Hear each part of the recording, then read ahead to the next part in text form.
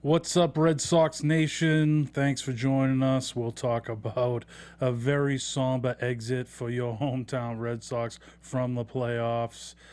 We'll look back at the career of Big Papi David Ortiz, and we'll look ahead to next year, all on this week's season finale of Red Sox Wrap 360. You're tuning into the destination for TV superfan discussion, AfterBuzz TV. And now, let the buzz begin. It's so hard to say goodbye to yesterday. It's so hard to say goodbye to Big Papi, baby. I don't know what we're gonna do without number 34. Oh, man. I'll tell you what, Red Sox Nation. I've been over it a little bit. It's a little bit of time has passed. I'm glad you didn't catch me last week. I was wearing black for a few days. It was kind of a unceremonious exit, or maybe that's the wrong word because there was a ceremony at the end of it. A little bit. So, but gang, thanks for joining us alongside Ben Fay. I am Mike Conley. This is our season's final edition of Red Sox Wrap 360, our weekly rudderless discussion on all things Red Sox. If you wanted to join said discussion, there's a couple ways you can do that. How could you do that, Ben? Well, I've got the YouTube live chat right in front of me, so I'll be chatting with you guys on that. If you guys have any questions, comments, or off-season predictions, bold off-season predictions, you can certainly hit us on the YouTube chat, or you can hit me on my Twitter at BennyFrickinJam. Yes, that sounds good. Please, help us heal. Let's go back to Game 3, and I guess, talk about what everybody else was. What did John Farrell do wrong? That seems to be a popular discussion, in Red Sox Nation. Was it more of what John did wrong, or was it more of what Francona did right in this situation? Because it really felt like he could make no wrong moves for the Indians in this series. It's true. And I think with managing, it's like anything else. If you have the experience, it's a good thing, But, especially in managing, as opposed to playing, where you can get by on youthful exuberance sometimes. But definitely Tito showed he was the more experienced manager, it seemed like. And, he's kind of like rewriting a way to handle your bullpen in this playoffs and really in the stretch run. When you have a stud like Andrew Miller, you can do that. Absolutely. Yeah, and maybe the true mistakes from John maybe didn't come out during this series. Maybe there was some earlier mistakes, like the fact that we didn't get to throw our true number one ace out there for Game 1. Yeah. You know who I'm referring to? Mr. Wright. Wow, That's Mr. right. Wright. I mean, that's probably the biggest mistake he's made. Wow. So we didn't even get to see what Stephen Wright could do, because he obviously hurt his shoulder as pinch running earlier in the season. So he was out for the last 2 months of the season. Let's not dwell on that just now. We can talk about that later. But, it was a lot of people pointing to the fact that, Porcello got hit around a little bit in his start. Yeah. Same with Price. Yep. But, I think the bats let us down.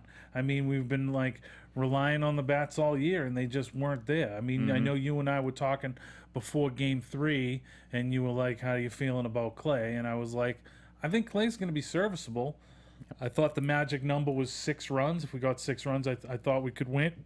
It turns out we needed only 5. We didn't get that 5. We only got 3. Kind of a problem. But, I thought Clay, 2 innings and 2 earned runs and 4 innings pitched. Yeah, I thought he hung in there and gave the Sox an opportunity to win, And I think that's the best you could have hoped for. If you would have told me that we were going to need Clay Buchholz back against the wall to throw, a 6-hit 2-run game, one walk, 4 Ks, I would have said, good luck. That seems rather optimistic, but he went out there and he did it. So on after being thrown into the relief role for most of the second half of the season. So yeah, I mean, I think he did pretty well, but you're absolutely right. The bats really were inconsistent. I think we really didn't see the power and the consistency from the guys that were doing it all season long. I think the one guy in particular, and I hate to do this to him like it, but I mean, Ortiz, right? Yeah. I mean, you kind of expect him when his back is against the wall in those situations where you have guys on base, you expect Ortiz to pull through, and he really wasn't his normal superhuman playoff self in that aspect. Yeah, it was kind of sad because, I almost wanted him. He got that walk in the 8th, and I was just like, maybe you widen out your strike zone because nobody's really hitting. You're the clutch hitter. You're the guy. And there was a couple, like, just off the inside corner of the plate that maybe take a hack at that, Papi, Yep. But, the Red Sox had success this year by that old mantra of move the line, So it's like next man up and, that guy get it. Let's get into some particulars there. What did you think about, and, John Farrell's been getting a lot of flack for pinch hitting for Andrew Benintendi with Chris Young there. Yeah, And I thought that was an odd move because Benintendi, I think his first at-bat, he had a double. So he was looking solid, and then, Chris Young got the pinch hit for him, yeah. which ended up working out because I think Chris Young ended up getting a hit. Am I right? Or am I thinking about one of the earlier games? But, I mean, either way, I mean, I don't know. I think he did, but, like, Yeah. Where Bradley wasn't really hitting, I was thinking he might save him for that, but he was thinking maybe the lefty might be out of the game at that point when you got to Bradley, and Bradley did end up getting a single in the 9th. So, I mean, I think there's a lot of Monday morning quarterbacking you can do on the guy. Yeah. And it's like one of the reasons why Tito's can make the moves he can make is because he's got a guy like Andrew Miller. Exactly. Who's going to come in and go 5 or 6 out for him at crucial times. You can play him. I thought they got a hell of a boost from Josh Tomlin. Huge boost. And Yeah. he was great. I mean, and no easy task to do in Fenway when you have everybody chanting your name. Tomlin, Right. Tomlin, right? And you know what he said after the game? He said, heck, I was surprised anybody knew my name in that park. And I mean, that's fair, right? I don't think a lot of Red Sox fans probably do know Tomlin heading into that series. So for him to come out there and have such a great game, props to him on that. I mean, Tito doesn't have to do anything when his guy's pitching like that. So, but he did. He took him out. He took him out early. Relied on his bullpen. Yeah. Again, he had the bullpen to go to. So why not maximize that when you have it? Yeah. I really thought we were going to pull it out there in the end, though. Yeah. I mean, getting 2 on in there in the 9th and Yep. T. Shaw. Oh, man, baby. Yeah. Well. Yeah. And Coco Crisp, former Red Sox, with the huge homer. Huge homer. Blasted it. And that was like, it was really, I didn't feel good about that whole bat because, Pomerantz was just like spending too much time with that runner on second base, and he was very flustered by that whole scenario. And it was just like, he's going to end up grooving one here. And sure enough, he did. And Coco took it deep. I was thinking, oh man, an ex-Red Sox is going to come up and bite us in the ass in this series. And I was thinking it was going to be Mike Napoli. That's what I was thinking. Yeah. But he had a real quiet series. But Coco, man. And in the series, he had like 2 sacrifice bunts. And, that's really what it comes down to. It's like they talk about pitching winning in the playoffs. And, you want to have a bench and bullpen. And, the Indians proved to have a better one of both of those. Yep. And it was just like you got guys that can, alter the frame of a game with their speed. And like Rajay Davis and, Coco and with his bunting and stuff. And the Red Sox have guys like that too. But it's just like it seems like we never got on base enough to kind of really make that happen. Yep, absolutely. And I think, the other thing that really struck me in this game and probably I would say probably Ortiz was our go-to captain for this year, but our captain for next year, Dustin Pedroia, seemingly made every single out in this game for the Red Sox. It felt like every single pop out. He had that ridiculous play where he went to his left, snagged that ball, and got it to first. So, you know, that's just something that stuck out to me. I mean, you can never fault Pedroia for how hard he works and the effort that he gives, even when his back is against the wall. So props to him for that. But it's true, but again, 2 for 12 in the series, right? You know, Yep. and Papi 1 for 9 in the series. Yep. You know, and like those are our 2 biggest veterans, and they were unable to lead the way. You know, Sandy Leone, who came out of nowhere this year, you know, to be a our stud hitting catcher, he was 1 for 10. You know, yeah. It was just a sad day. And, like, you know, Mookie was hit 200, you know. Hanram 250. You know, the only guys, Andrew Benintendi was 3 for 9 in the series. You know, Brock Holt had a pretty good series going 4 for 10. But, you know, it was just, I guess it just wasn't meant to be. No, not this year. You know, we had, our design set on a storybook ending for number 34. A little Red Sox Cub World Series action. Oh, it would have been nice. But Theo Epstein, Dave Dabrowski, hit him up right at the end. No, it wasn't meant to be. oh man. Oh, But well. you know, I'm pulling for Cleveland now, I'll tell you that. You are? And Tito. Okay. Well, you actually had Star Drew asked, who are you guys going to cheer on now? So you're going for... Stop. Thanks for tuning in, baby. You're like our #1 fan. I love that. Yeah. Attaboy. It's going to be a long off season. You guys aren't, you're going to have these dulcet tones. But, you know, hopefully you'll tune in with us on Pat's Wrap on Wednesday nights. But there you go. Plug it. plug it. Speaking of plugging it, people can hit you up on your Twitter, right? What's your Twitter, though? Yeah, they can. You can hit me at Benny Frickin' Jam as well, and you can. I'll see if I can get that thing open. But Yeah, and hit them up in the off season. You know, if there's some doings absolutely. going on.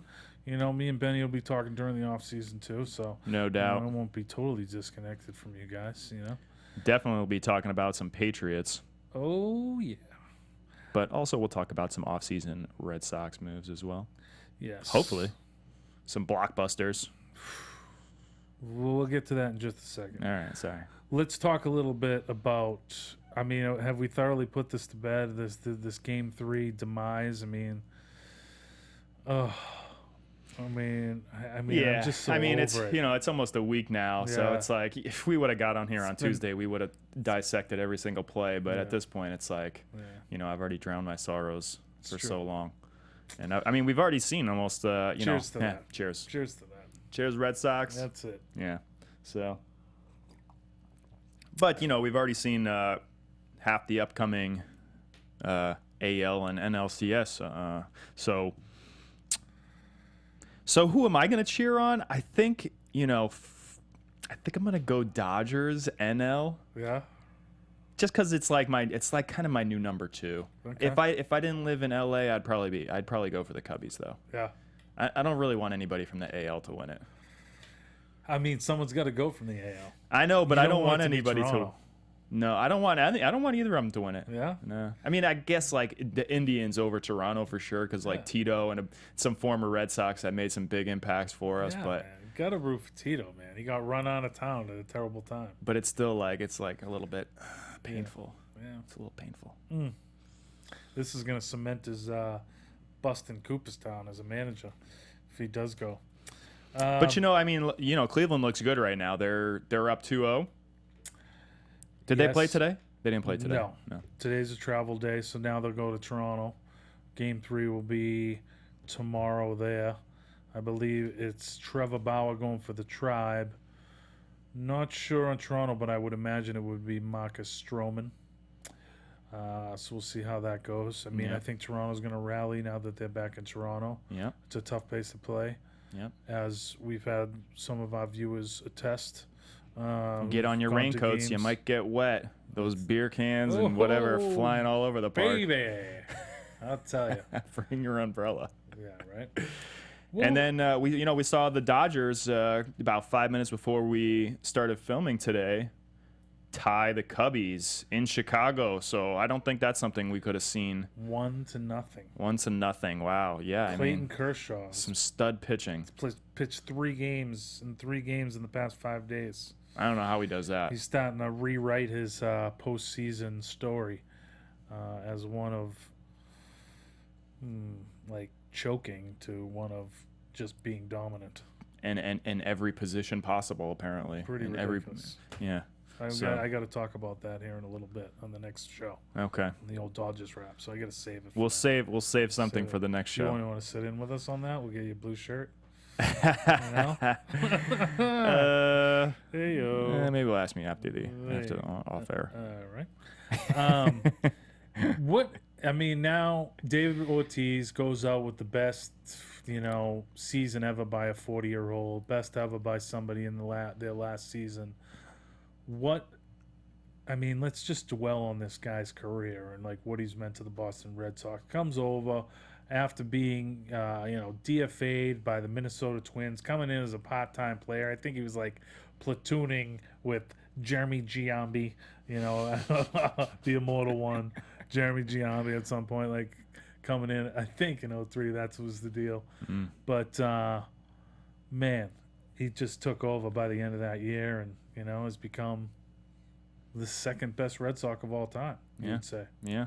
Yeah, I remember reading all the articles earlier this year and kind of like refreshing my memory of how that whole thing went down. It was, if you don't know the whole story, you should read it. It's crazy. Like he was pretty much on the verge of, not finding a home. Red Sox were the only ones who were going to take him. So, which is amazing. Crazy. Because he had like 20 bombs that year for Minnesota in like. But there was like a log jam at his position in the Red Sox. Yeah, like you said, Jeremy Giambi was in there. A couple other folks in there. He was like an on-base guy. It's like this guy matches from Minnesota, the artist formerly known as David Arias. I think we got to give him a look.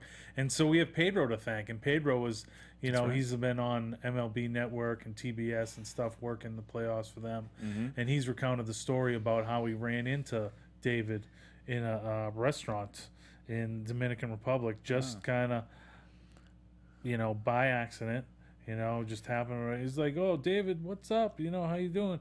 And it was like, I just got let go by the Minnesota Twins, and Pedro was like, "That's awesome."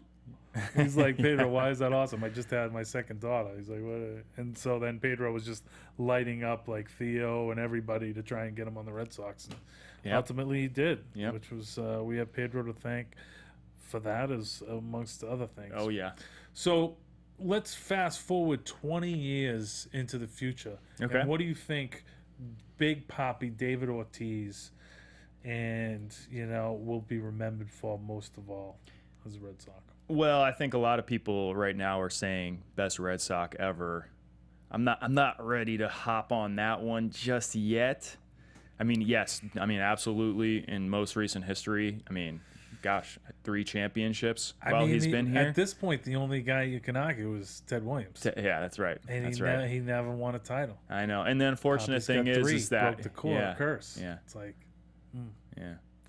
Sorry. Unfortunate thing is what? Well, that's the unfortunate thing. The unfortunate thing, right, is that he didn't have any championships while he was playing, and in a lot of his prime, he was in the war. So can't fault him for that either. It's a different time when things like that were kind of the norm, I guess. Yeah, the guy's like if Tom Brady is the greatest living American, Yeah, imagine Tom Ted Brady Williams just shipping off and saying, greatest "Hey, I'll be back in a couple of years," American. right? Yeah. I think New England would go crazy. Oof. Yeah, they would. But Ted Williams, like, not only was the best hitter, probably of all time, he, would have been the best fisherman of all time. Mm-hmm. And the best fighter pilot of all time. Yep. The guy just didn't do anything he wasn't the best at.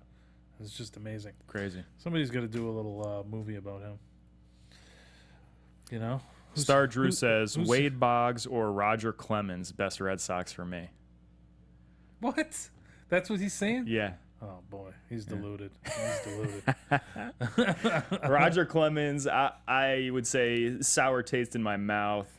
Just from how all that situation ended up and his PEDs and all that, just kind of like, Yeah. distancing myself from labeling him as the best ever. Wade He's not even the Boggs, best pitcher. best beer drinker ever. Probably so. He'll put up a good fight, I think. Yeah. But I mean, I mean, that guy would be on the show, would take down a 30-pack by the time we wrap. No problem. Just be crinkling them. Just creasing cans. What are you doing there, Wade? Just on my 17th. yeah, Right there, buddy. just trying to hydrate. A guy who, actually, a current player who reminds me a little bit of Wade Boggs, Daniel Murphy. Okay. Going right now, playing it straight for the Washington Nationals, so bowed out. But, man, I get torn on this, with the whole Papi thing, because, I never thought I'd go away from, back-to-back game-winning hits in the 04. I mean, that was just, it was a curse breaker. Yep. What they did coming back from 03, never been done again in baseball. May never be done again in baseball. And just like the way that whole season went down, we were down to that last thing. And Dave Roberts with the steal and gets knocked in. And then Papi later winning it with the walk-off. And then the very next game, walk-off single. And taking it back to the New York and just like... Yeah. But...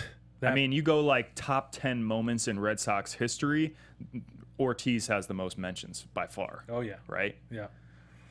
And another one that's a little close to my heart because I was in attendance was in the 2003 ALDS versus the Angels, and he wins that in the 12th on a walk-off in Game 3 in that. And so I was, rather inebriated and just going bonkers down in Anaheim, and you know, the locals were not happy with me, but I was there with a couple knucklehead Red Sox fans. It was all good. Yeah, I remember I went to St. Louis in 2013 watching Ortiz just rake during the World Series. There was at one point in the playoffs when he was batting like 600 or 700. Yeah, and it was ridiculous. I think he ended up finishing that postseason stretch a little bit lower, like right around 400 or so. Yes, but in the World Series in 2013, he hit 688. 688, yeah. And crazy. the rest of the team hit 189. Yeah. So he just carried the team on his back. Yeah. After he gave that, rousing speech in, I think, Game 3 or whatever to, turn this thing around, he was just like, he walked the walk. Yeah. Yep. Oh, man. What did you think about that send-off going back to Game 3 after that? But it was pretty... Yeah, a grown man, It hurts. didn't have... there wasn't a grown man without a tear in his eye. Yeah. I'll tell you that night. Yeah. Ortiz was crying, too. So like, I'm sure it was a pretty emotional moment on just like a lot of different levels for him. Losing Game 3, kind of getting swept, and then at the same time... Just what an incredible last season he had. Could he have ever envisioned himself going out like that in the last season? Probably not, right? Yeah. Even for a guy that's at the top level of his game, I don't even think he could have imagined how well he would have done this season. Yeah. So, props to him. And I don't think that by us not getting to the World Series or the ALCS for that matter, that really tarnishes anything that he did. That last season was incredible. Yeah. So agreed. And it was just such a, with him announcing at the beginning of the season, was such a prolonged goodbye and everybody, that it was just draining on the guy. Yeah. So for him to kind of perform at the level he did was pretty impressive. And then but he did say it really hit him when he started walking out to the mound that, hey, this is the last time I'm going to be in front of a crowd as a player like this. And, they were I think the crowd was chanting we're not going, when he was still in the clubhouse and stuff. And, then just chanting his name and stuff as he went out there. It was just definitely a memorable moment. And maybe the most memorable moment, as I kind of got off on a tangent there, but I was saying I thought it would always be 04 for me, but his speech in 2013, and then him carrying the team on his back, not only as we said in the World Series, but that grand slam in Game 2. The Sox are kind of dead in the water at that point. They lose Game 1 at home. Game 2 at home, they're down 5-1 in the 8th. They look. Verlander's ready back in Detroit to start Game 3 for Detroit, and he just hits that grand slam. Yep. And his boy, former Twin teammate, goes ass over tea kettle into the thing and forms that W with his legs. And That's right. and yeah. and that dude, the cop there, Steve, his arms up. Did you That see W the? was for win. Did you see that Sports Illustrated cover with? They put the cop in there. They put Ortiz in there. Price and I think Price and somebody else was in the crowd, and then our boy Duffy was in the crowd Our boy as well. Duffy, fan of the program. Way to Yeah, get in there. That was Duff. really cool. That's crazy. One of our AfterBuzz fans. I love that. Our Red Sox Wrap 360 fans, Duffy, on the cover of Sports Illustrated. One of the Red Sox fan of 2014 or something, right? Yeah, 2013, 2014, something Wow. like that. Yeah. I Crazy. mean, how many people even made that shoot? Probably 30 or 40 people in that one. Good for him. That must have been a great day. That was impressive. Yeah. I bet him and Wally, went to the bleacher bar after that and got hammered. That's right. But I'm not. Maybe I'm not as emotional as you about the Ortiz thing because I'm just really not ready to close the book on him just yet. Really? I'm just not ready. You think there's a chance? I mean, what's the worst that could happen if we brought him back for like 10 million and we just used him as like a pinch hitter? Wow. Could we do that? That 10 million's probably going to have to be a lot closer to 25. Well, because he's First off. on an option for 10 mil, right? Is that what it is? Yeah. I can't imagine Yeah. a 10 mil option. Yeah. Wow. Well, they'll tear that up and make it 20 at least. But I mean, But just in like a pinch hitter role, I don't know. I mean, I'm obviously just playing. yeah, But there's no way No. he's gonna do that whole goodbye No. and then come back. I mean, you'd Definitely have to not. give back the canoes and the boots and maybe if we everything else you got. what if we get to the World Series? No, like when's the last day they could sign him in order for him to like be postseason eligible? I don't know. I don't even wanna- before August 1st. I'm just not ready to say goodbye yet. I don't know. Yeah, kind of like doing one of those like Roger Clemens deals that he did at the end of his career with the Astros, where he's like, "Oh, I'll only pitch home games and all this stuff." Right. Why not? But all right, well, you brought it up, and they're looking forward to the 017 Boston Red Sox. Well, let's do it. What can we look forward to there? Some news came down today that Yeah. Mike Hazen Yep. has been hired as the GM of the Arizona Diamondbacks. I'm sure he'll have a lot more of. And the executive vice president Well, for there you whatever go. that means. Well, that means he'll actually be able to do stuff. Oh yeah. Okay. Because over here he wasn't. It was Dombrowski, Right. and it was just like he was GM and title only. But good on him. He's a Massachusetts boy. He's been in the organization for 11 years, so we wish him nothing but the best. Mike Hazen, go get him over there in the NL. You won't be haunting us, unlike Ben Cherington, who's in our division now. But so you kind of look around the diamond. There's obviously Well, before you go Okay. to the players, Yeah, now please. there's a little bit more of a fallout, right? There's a little bit of a wrinkle to that because now I'm hearing that Torey Lavello is probably next, and he might even follow to be the manager of the Diamondbacks. to be the manager of the Diamondbacks. That makes sense. Yeah, and wouldn't that be a really bad situation for the Red Sox, losing 2 out of 3? I've also heard Frank Wren being tossed around as the next GM of the Red Sox. He probably is. I would say it's him. He has GM experience. He's already in the organization as a consultant, so it seems like the logical choice. We may even hear about that as early as Monday. I believe a press conference is scheduled to talk about Mike Hazen's departure, so it could be a situation where Wren or even Alan Baird, who's got some GM experience also in the organization, could be into that role. My money's on Frank Wren. But we did get word that John's coming back.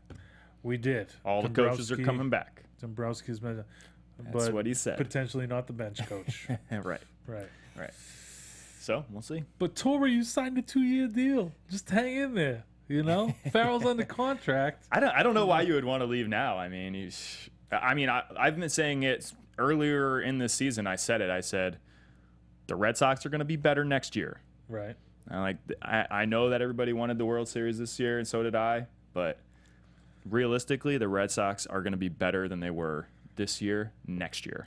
It's true, but much the same reason why Mike Hazen's leaving. It's like you have an opportunity to go to an organization that is absolute garbage right now. Yeah. Has some pieces, Yep. and potentially resurrect that franchise. Yeah. So that's kind of tempting, and definitely you want to give yourself that professional challenge. Yeah. Of taking care of that. The But weather's certainly nicer, depending on who you ask. I mean, I don't know, man. You've been to Arizona in the summer? That ain't no picnic, man. You gotta Well, I mean, where do they do their to spring AC. training? You gotta wear spacesuits that have AC injected Yeah. in them because it's ridiculous. Do they play indoors though? In In Arizona, they got to. I don't know if they do. Really? Oh God. Yeah, Oh God. but what are you gonna do? Enough Diamondback talk. Okay, Let's talk yeah. about the 2017 Boston Red Sox. So obviously a glaring space at the DH position. Yep. Do we bring in a free agent to take care of that? Is it going to be Edwin Encarnacion? I think he's the front runner for a big offseason signing, but realistically, I don't really think that we need to. We have enough flexibility. I think that ultimately we could see Hanley getting some reps at DH. I think we could see possibly Pablo getting some reps at DH. Right. Maybe Shaw, maybe Swihart, right? Because I Right. think Swihart's kind of floating around between positions here as well, is. and we'll get to him a little bit later. But we could see a lot of different situations here going on, and I don't know if there's going to be a strict DH if we don't go out and get somebody like Encarnacion. Yeah, and that's kind of the norm. I mean, somebody having a stud like Papi who's going to, break the DH barrier in the Hall of Fame, and hopefully open it up for a guy like Edgar Martinez, is what the other teams do. It's like more of like, all right, get a guy off his legs, have a break, but still have his bat in the lineup, something like that. I think Encarnacion still plays a decent first base. So if he did come in, maybe you see him at first for 70 games and Handram for 70 games, and they switch out.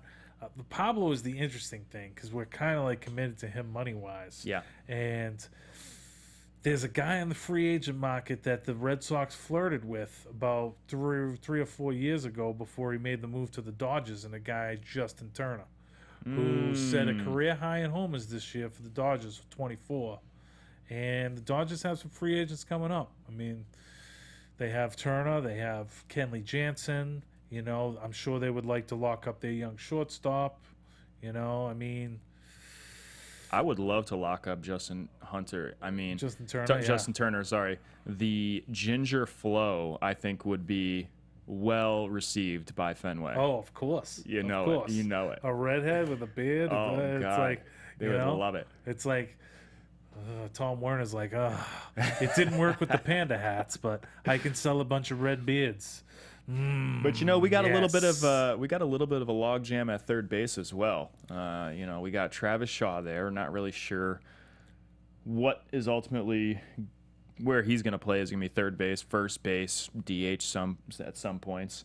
But we also have obviously Pablo, and we also have Yoan Moncada, who is eventually going to be brought back into the mix. Probably, hopefully, not in the middle of a pennant race. Right. But he's gonna at some point. He still needs some seasoning. He's got to go back down there to Portland, learn how to hit a breaking ball before we can really see him. So I can see him, spending at least the first half of the season down there. Pablo's the interesting thing. The word is he's dropped 20 pounds. Mm-hmm. So potentially that's a guy that is in the mix. I mean, Travis Shaw's a guy. Got off to a good start, won the job in spring training, but then it was like he kind of faltered, and Pablo was already out with injuries, so he wasn't coming back. Right. And so it was like a situation where we just needed bodies, and he played a lot over there. But even in the playoffs, he was supplanted over there at third by Brock Holt. That's and right. rightly so. Yeah. Dombrowski's already kind of come out and said that one of the areas of focus that he wants to revamp is that bullpen. We got a couple guys, long tenured Red Sox, and Koji Uehara, who's going to be 42, and Junichi Tazawa. Both those guys are free agents. Yep. What do you think? I mean, those are two guys that we obviously need to make decisions on. Yeah. I mean, I think as the price is right, bring them back. Who? Both? Potentially both. I mean, I don't. I'd like to see Koji back. Yeah. Junichi's probably done. Yeah. I mean, but he's been such a soldier. I mean, I don't see him being in the 8th or 7th inning mix. But if he wants to be a mop-up guy, be our 6th man in the bullpen. I think we got better options. Okay. Yeah. I can see that. But I would like to get back. Yes, because he's ageless and he seems to like the If city. we can get him on and it's something like, pretty minimal, just for like a year. be nice. Yeah, it'd be I nice. love having him around. And you saw his comeback, and his comeback being affected really kind of put that bullpen fell into place in September. Yep. And he was a big part of that. We'll also hopefully begin a healthy Carson Smith back next year. Oh, that's right. So that'll be nice to have that. Probably get a Robbie Ross back. Little Robbie Ross, maybe he'll be in that left-handed mix. A guy who I don't think will be in that left-handed mix, Mr. Fernando Abad. See you later, buddy. Are you sure though? Because now he's going to be arbitration eligible for about $2 million. So that's like pretty interesting. Do you think he's worth $2 million? I don't know. Oof. I mean, he certainly didn't show it when he got to the Red Sox this year, but before that, I mean, do you expect him kind of to regress to the mean a little bit, or you expect him to be that bad the whole time? I don't know. Tough to say. He looked a little overwhelmed throughout his tenure with the Red Sox this year. He did. I think Boston overwhelmed him a little bit, so maybe it's just best to cut ties there. I don't know. We'll see what they do with that. That one is not as easy as it may seem, I think. Yeah, I want to fast forward to a guy we're going to talk about. Clay Buchholz. Option out there, club option for $13.5 million. Do you bring that guy back? Not for $13.5 million. No. Okay. I think the key is to try to bring Buchholz back in that relief spot. I think that's really did well this year. So if we can bring him back cheaper than that, that would be great. And I don't know how much interest there's going to be to get him for $13.5 elsewhere. What do you think? I don't even think $13.5 is that much anymore. Really? And it's like to get a guy and with as, little starting pitching as there is out there, and with his performance in the last 6 weeks of the season, he might be worth $13.5 mil. Just to have as that 6th or 7th starter, because you're gonna need. I mean, how many starters did the Red Sox use this year? 10, 9? Well, yeah, and so it's like, so that's the one thing, right? Is like we have our 5 starters locked up right now, right? Price, Porcello, Wright, Erod, Pomeranz. Yes. So that's the big question: is $13.5 million worth it for somebody for the Red Sox to bring in as a relief pitcher with the caveat that he may be a starter at some point? Well, it's like, do you want to, does he come back for less? And if so, you're going to have to extend him years-wise. Are you going to offer him a 3-year, $25 million deal, and will he come back for that? It's interesting because it's a supply and demand world, and there's a little supply on starting pitching. And, if you just let him go, somebody's going to pick him up. And I feel like that relief role that we would probably initially be looking at getting him into is also occupied by Joe Kelly right now. Joe Kelly came on at the end of the year, and I don't see him going anywhere. He looks like he could be in that 8th inning mix. We talked already about Carson Smith kind of being in that 8th inning mix. Yep. A guy like Ziegler is probably going to be going back to Arizona. I believe his family still lives there, so and he'll probably and word going around town was that Boston kind of using him as just on one side of the plate, and he really sees himself in a bigger role than that. Right. I think ultimately the role that he has with the Red Sox is going to be less than what the value that other teams may see him as. So I have a feeling somebody's going to give him a lot more money. I see that. Catcher position, but I do want to say that utmost props to that guy because he did great for us, stepped into a role for us this season, and totally earned that respect from the Boston fans. So no ill will there at all. And props to Dombrowski for going out and getting him. Yep. Because he was sorely needed at the time he came in. Yep. So I think at the catcher spot, Ryan Hannigan's a free agent. He's probably gonzo. Ship him. Another veteran at that spot, Brian Holiday. He's probably gonzo. Yep. Sandy Leone is kind of I would got the say he's the inside front track to runner. be the man next Yep. year and be the starter.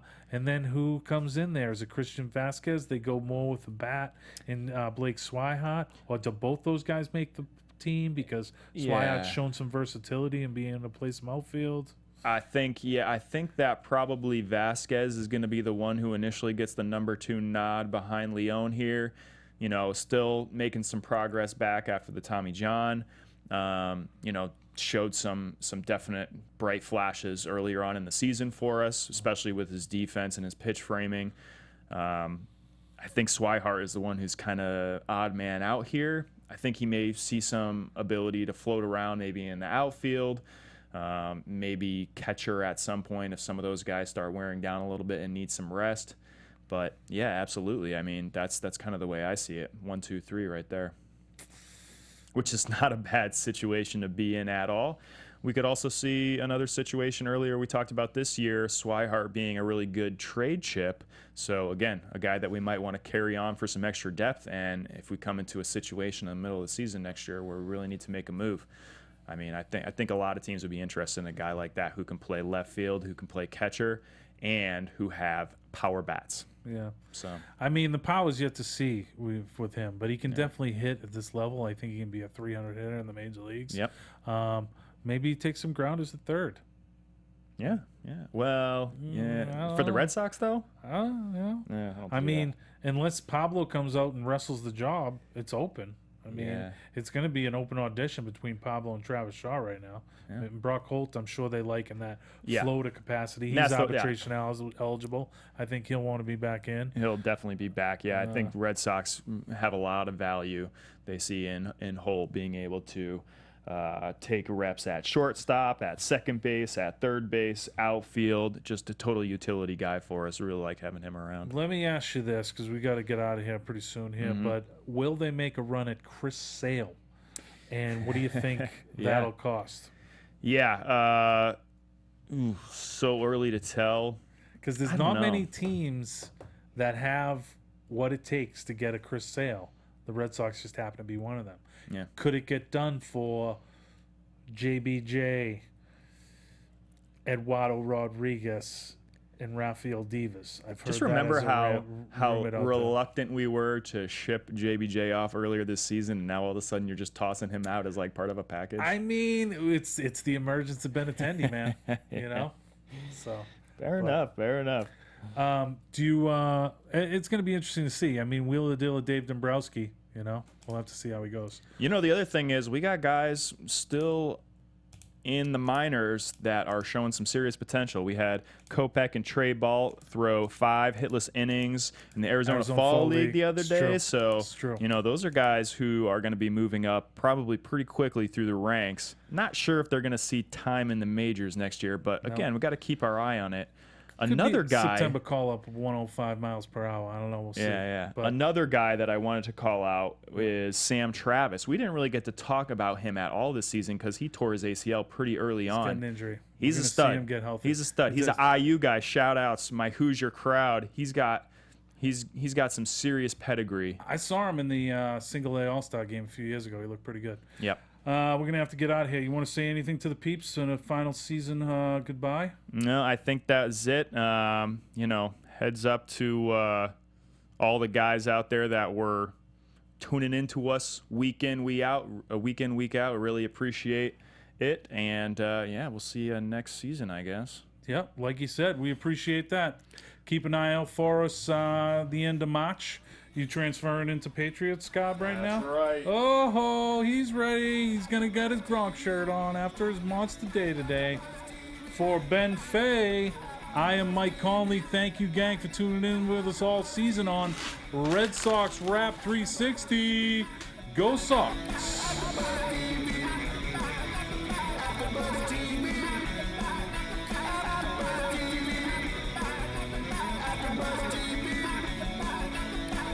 From executive producers Maria Menounos, Kevin Undergaro, Phil Svitek, and the entire AfterBuzz TV staff, We would like to thank you for listening to the AfterBuzz TV network. To watch or listen to other after shows and post comments or questions, be sure to visit AfterBuzzTV.com. I'm Sir Richard Wentworth, and this has been a presentation of AfterBuzz TV. Buzz you later. The views expressed herein are those of the hosts only and do not necessarily reflect the views of AfterBuzz TV or its owners or principals.